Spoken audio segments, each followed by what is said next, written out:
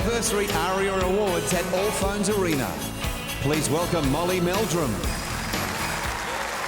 All right, thank you, everyone.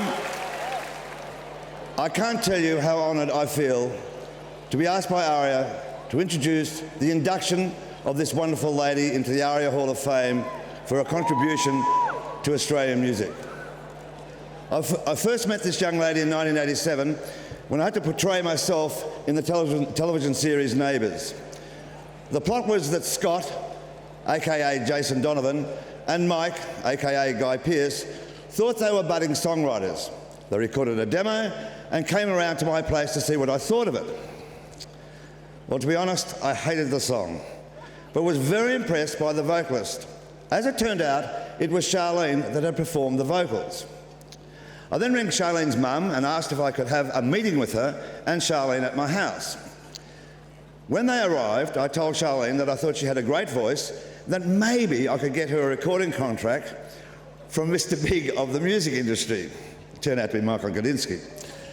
Never in my wildest dreams, not Michael, never in my wildest dreams did I think that fiction would become reality, and that this girl would become the biggest and most successful recording artist in Australia's history.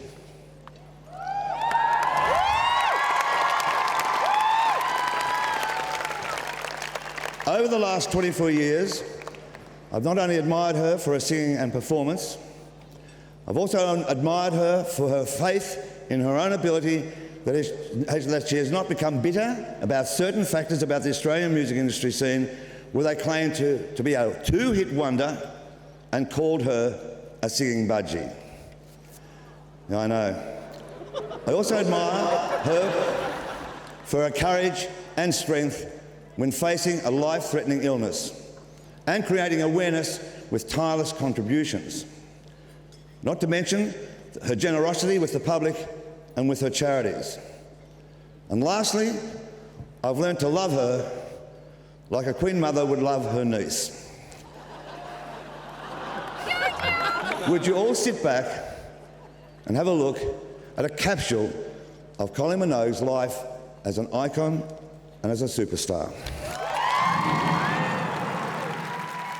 She's the highest-selling Australian-born artist of all time. She's received an incredible 41 ARIA nominations and an outstanding 16 wins.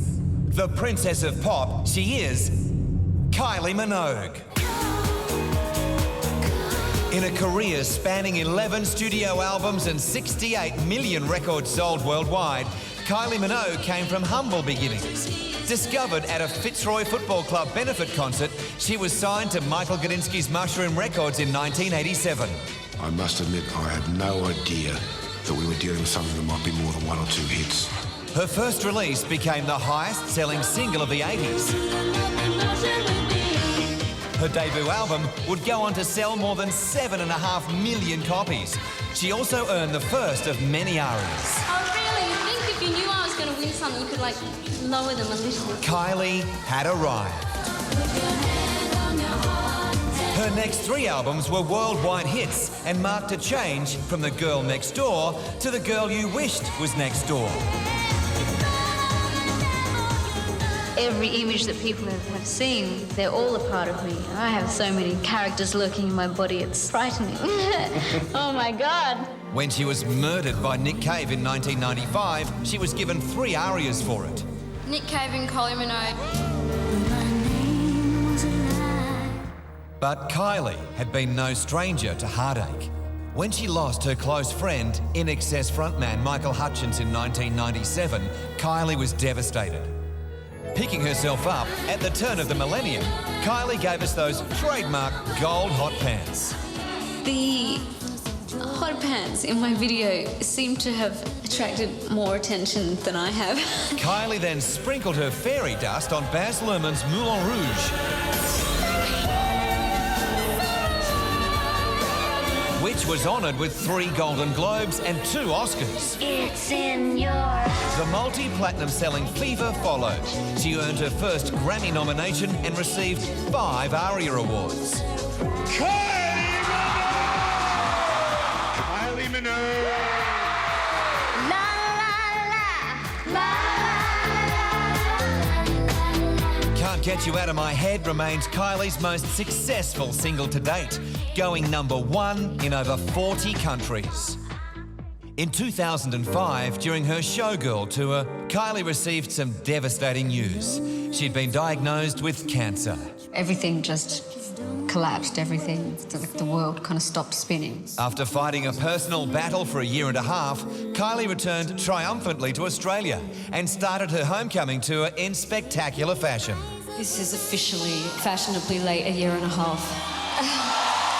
But I mean fashionably! Delighting fans at Sydney Entertainment Centre with one of the most incredible shows of her career. I've been chasing the life I'm dreaming now.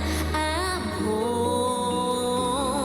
Giving your girl what she When last year's album Aphrodite shot to #1, Kylie Minogue became the first solo artist in history to have #1 albums spanning 4 decades. I don't see why I should stop now. And neither do we. It's a career unmatched by any other artist in the world, an icon to millions, an inspiration to so many more. ARIA congratulates Kylie Minogue on her contribution to Australian music and induction into the ARIA Hall of Fame. Oh, don't you love her?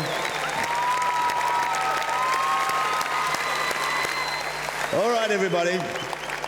And now to induct Kylie into the Hall of Fame, would you please welcome the Honourable Gillard, Prime Minister of our country, Australia.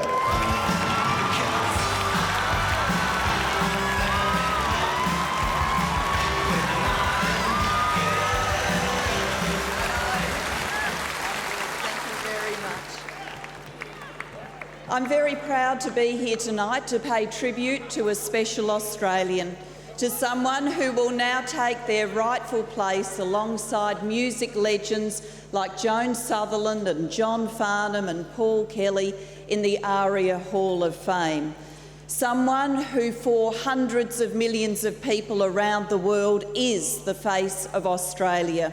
But a person I came to know as a woman of courage and compassion earlier this year.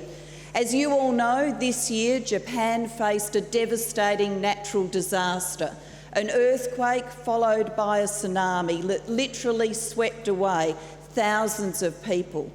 When Japan was trying to recover from that devastating moment, this person went to Japan.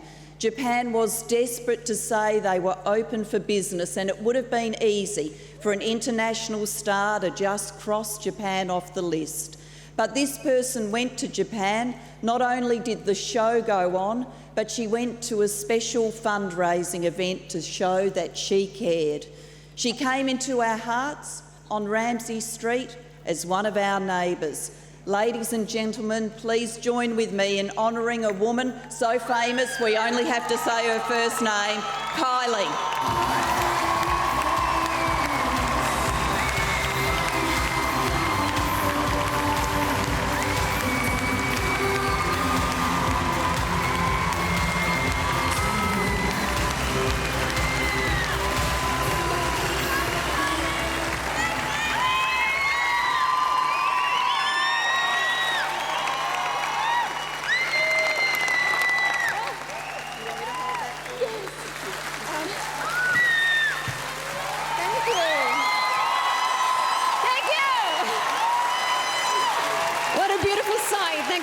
And please be seated. Well, thank you, Prime Minister. Not only a lovely introduction, but you're now just minding my trophy. Molly, are you welling up already?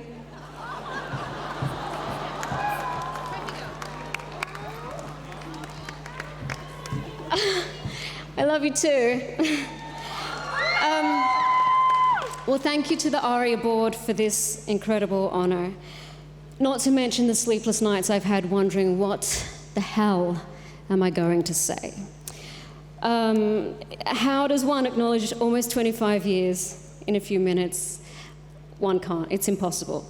But in the process of trying, I found reflecting back on my career brought many emotions. Amazement that it started and I'm still here. gratitude, humility, wonder, and pride. My start in the business was an unconventional one. When I signed with Mushroom Records with what word shall I use to describe you, Michael? The one and only, the big G, Michael Gudinski. I don't think anyone at Mushroom Records could even spell pop. Maybe they could spell it, but they sure as hell weren't going to say it. You can spell it now. It was like a dirty word. It wasn't played on radio, it wasn't cool, it wasn't anything. And it was the last thing that people would expect to hear from a soapy actress. Nevertheless, I, as a pop fan, was beside myself with excitement to be releasing my first record. And that was already light years away from my dreams as a child. I learned to play various instruments, I entered the piano at Stedford's. The 8s and under, where I played Run Sheep Run, was a particular highlight, came second. Boom! Still have that certificate, although my dad says it wasn't because of my piano playing, it was the big smile I gave to the judges before and afterwards. Not much has changed, probably. Let me see, singing into the hairbrush, listening to my dad's records, doing Grease Lightning with my brother and sister. Hands up who didn't. Oh, Reese, you didn't, you weren't. Grease was this musical, it was really popular in the 70s. I'll be your Sandy and you can be my Dunny. Anyway, I then took some vocal lessons when I was about 16. The thrill of learning how to harmonise was just incredible. By 17, I recorded a demo cassette with 3 songs on it. Anyway, somehow all of that added up, and I was about to release my first single, Locomotion. Yeah. Which actually was recorded as a demo before I knew that this would kind of amount to anything. And in an effort to keep this short, let's say you pretty much know the rest. The rest is history, as they say. It's been the most amazing journey, and tonight I just want to thank the people who have been a part of that, great or small, and I want you to know that this story just wouldn't have happened without these people. Through the ups and downs, there have been many, these people have been with me through it all. And I just realised earlier on today that this very table here kind of represents the people I'm talking about, because there's no way I can mention them all. Family, my sister Danny's here tonight. She made the trip up. And without the love and support of my family, it's quite well known that we're really close and very private and all of that. And, you know, to be able to go home and be in their arms is just incredible. My manager, Terry Blamey. We've been together from the very start, so I figure we should be cryogenically frozen, because this isn't rare, right? A manager-artist relationship, still going strong. Love you, you're part of the family, and let's hope that there's a few more years in us yet. Michael Gudinski and Sue, the beautiful, beautiful couple who've supported me always. My team, Willie and Lion, with Lion there. Those who are closest to me and pick up the pieces when everything goes wrong. Boyfriend Andreas, who is in love with this country. You made him feel very welcome. My best friend there, Nikki. You know, sometimes I'm away from Australia for far, far too long, but friends and family always make you feel loved and at home when you come back, so thank you very much. Obviously, there's lots of people around the world who take care of my international career, and I thank them by the powers of television. Let me see. Special thanks to Warner, who I'm here with tonight. And, okay, that's all the kind of formal stuff. Then it gets to the top rungs. Yeah! Show your hands!